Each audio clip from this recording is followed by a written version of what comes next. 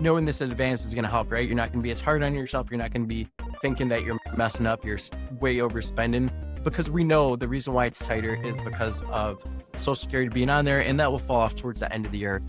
This is Techie Personal Finance Bootcamp, where I help tech professionals in their 20s and 30s balance a great life today without sacrificing their future possibilities. I'm your host, Lucas Caceres, certified financial planner and founder of Level Up Financial Planning, where I help educate, coach, and build strategies with my clients to help them take their financial confidence to the next level. Disclaimer alert. This information's for education, so don't just go use it.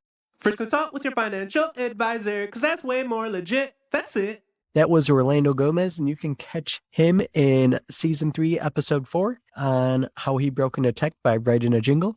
Hello, thank you for joining Techie Personal Finance Bootcamp, and welcome to 2025. I'm going to try to push out more content this year than I did last year. Last year, I was focusing more on balance and just kind of making sure I was there for my family, making sure I was there on the weekends and kind of freed up for that. Got that all logistically settled down, and I'm excited to focus on creating more content, because I know there's a lot of folks out there who don't necessarily want to work with a financial planner. They don't want to share these types of details with someone else. I know it's sometimes goofy to talk about. And then also, a lot of these are made, quite honestly, for my existing clients where, hey, we meet pretty often, but there's some nitty gritty details that I do kind of go over those with you guys. But I know it's hard for you to remember those things. Maybe it's relevant, but it's not something that we need to tackle right now. So I can send off these short little podcast episodes for you to check out too. So lots of benefits for it. That's why I enjoy doing it. That's why it's going to be a priority of mine to kind of keep pushing these things out. Today, I'm going to be talking to you about why your paycheck might be smaller this month in January 2025 than it was in December 2024. And one thing that I started realizing pretty quickly is folks don't realize, as they're jumping up these different income tax brackets, that there's other things that go on. It's not just tax brackets changing, but another thing that happens as your income increases is you stop paying into Social Security. And so the reason why your paycheck might be getting smaller in 2025, at least the first few months of the year, is because at the end of 2024, if your income exceeded $168,600, then that meant that you stopped paying into Social Security at some point. So if you cross that threshold in June, well, you weren't paying Social Security the other half of the year. If you stopped paying in October, November, well, you had a month or two where you weren't paying into Social Security, which is 6.2%. And we're talking about larger annual salaries. So 6.2% is definitely noticeable. And what I was seeing from clients every January, every February, it's like, hey, I don't know. I don't think I changed much, but things just feel tighter. And that's where I've been focusing the last couple of years on letting folks know that, hey, if your income is this high, the reason why it feels tighter is not because you're spending more money. It's not necessarily because of inflation, although that was a huge issue a couple of years ago. It is because your income is just too high, which is a good thing because Social Security does fall off. But come January, everything has to get reset up and repaid. And for 2025, that new salary amount that you need to surpass before you stop paying in Social Security is going to be $176,100. So once you cross that threshold in 2025, you'll see Social Security fall off. This will happen towards the end of the year. If your income's just over that amount, if your income's double that, then it'll fall off around summertime.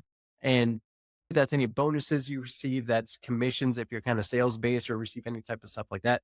If you exercise stock options, that also counts towards it, as well as your RSUs that vest. So as you receive those RSUs, they count as income. Social Security taxes get withheld on that until your income crosses that threshold. And so those are typically the big things that you'll see count towards it. Every now and then I'll have clients that kind of transition between different jobs and different employers throughout the year. And they're like, wait, I already passed the limit. How come my new employer is withholding that Social Security? And the good news is you're going to get that refunded back to you come tax season. But the bad news temporarily is, well, your new employer doesn't know what was actually withheld. They don't know what your paycheck was, and they're not going to do the additional work to kind of figure that out.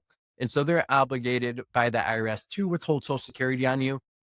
And when you file your taxes that following year, they'll say, hey, you already maxed it out with this one employer.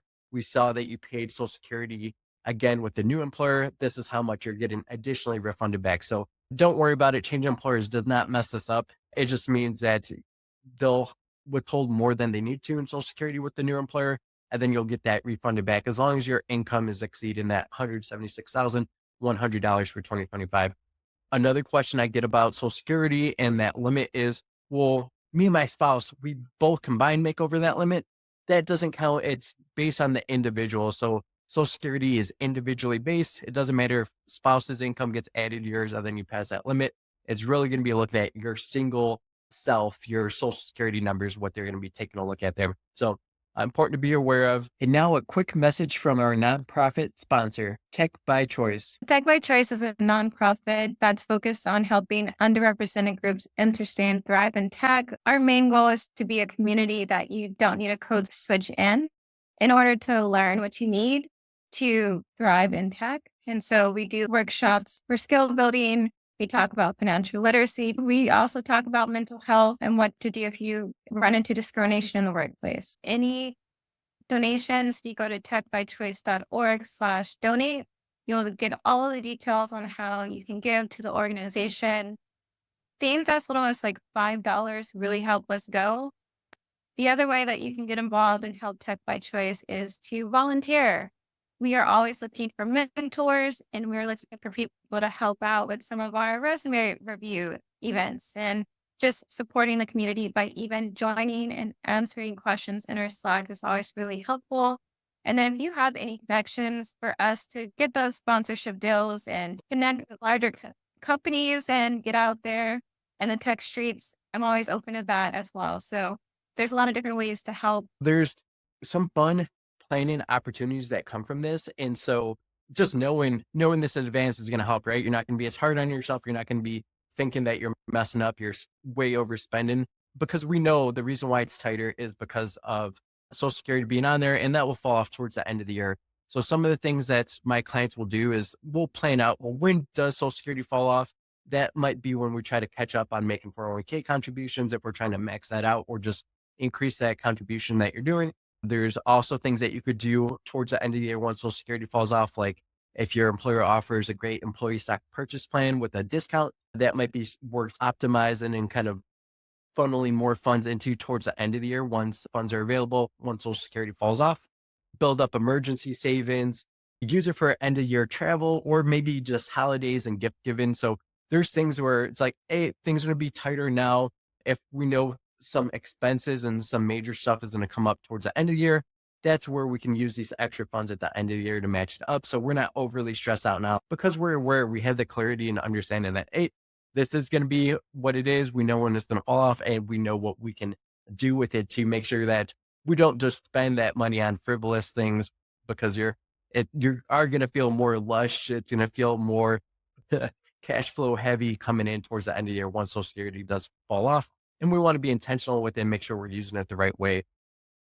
Those are the big tips I wanted to get out of the way. Wanted to make sure you're aware of it. Wanted to let you know that, hey, you are not messing up your finances. You're not messing up your budgeting. It just is going to be tighter this time of the year.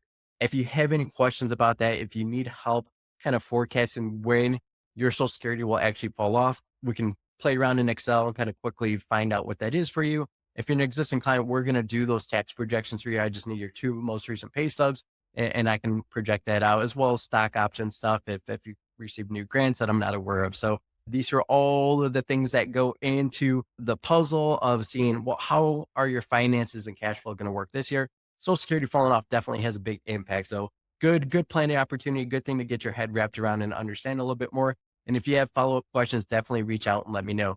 Thanks for joining me today. And yeah, I think for the rest of the year, we're going to try to do these quicker, smaller, bite-sized things, not the 15, not the 25, not 30-minute financial topics, hopefully less than 10 minutes. Thanks for joining me. Let me know if any questions come up, if there's future topics you want me to tackle. I would love to help. Nonprofit sponsors were provided ad space at no charge. I think they're awesome and wanted to provide them a platform to spread awareness about the great work that they do. Thank you so much for listening to Techie Personal Finance Bootcamp. You can find show notes by visiting levelupfinancialplanning.com and finding the podcast page. You'll also be able to find strategy guides, videos, and cheat sheets to help you take your financial confidence to the next level. If you feel this episode has added a ton of value for you, please rate and share this with friends and colleagues. Catch you next time on Techie Personal Finance Bootcamp.